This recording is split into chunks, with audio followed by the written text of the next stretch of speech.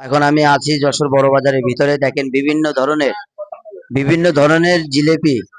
এই জিলেপিগুলো কি সৌন্দর্য দেখা যাচ্ছে, হেবি সুন্দর।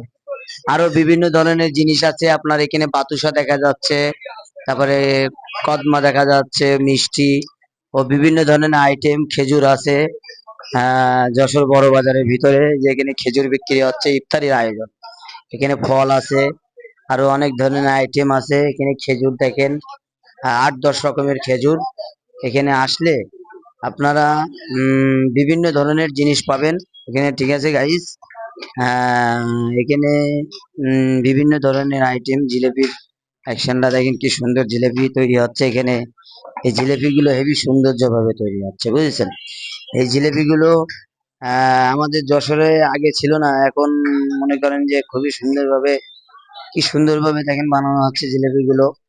আপনারা সরাসরি লাইভ ভিডিও দেখতে পাচ্ছেন যে এখন আছি আমি যশোর বড় বাজারের ভিতরে।